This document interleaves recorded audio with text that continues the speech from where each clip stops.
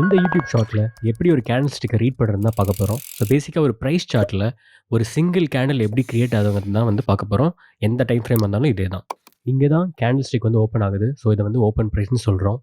இங்கேருந்து ப்ரைஸ் கீழே போகும்போது அதை வந்து லோ ப்ரைஸ்னு சொல்கிறோம். மறுபடியும் ப்ரைஸ் இங்கேருந்து ஓப்பன் ப்ரைஸ்க்கு போகும்போது இந்த விக் ஃபார்மேஷன் வருது. இதை விக்னு சொல்லுவோம், ஷேடோன்னு சொல்லுவோம்.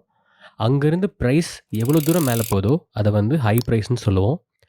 அங்கேருந்து ப்ரைஸ் வந்து அந்த கேண்டில்ஸ்டிக் டைம் ஃப்ரேமில் க்ளோஸ் ஆகும்போது க்ளோஸ் ப்ரைஸ்னு சொல்லுவோம். ஸோ சிம்பிளாக சொல்லணும்னா ஓப்பன் ப்ரைஸ்க்கு மேலே க்ளோஸ் ப்ரைஸ் இருந்தால் அது க்ரீன் கேண்டில். இது ரெட் கேண்டிலில் ஓப்பன் ப்ரைஸ்லேருந்து ப்ரைஸ் மேலே போகும்போது ஹை ஃபார்ம் ஆகுது. மறுபடியும் ஹை ப்ரைஸ்லேருந்து ப்ரைஸ் வந்து ஓப்பன் ப்ரைஸில் வரும்போது தான் இந்த பிக் ஃபார்மேஷன் இருக்குது. மறுபடியும் எவ்வளோ தூரம் கீழே போகுதோ அதுதான் வந்து லோ ப்ரைஸ். கேண்டில் எங்கே வந்து க்ளோஸ் ஆகுதோ அது வந்து க்ளோஸ் ப்ரைஸ். ஸோ பேசிக்காக ஓப்பன் ப்ரைஸ்க்கு கீழே வந்து க்ளோஸ் ப்ரைஸ் இருந்தால் அது ரெட் கேண்டில். இது எல்லா டைம் ஃப்ரேமுக்கும் ஒன்று தான்.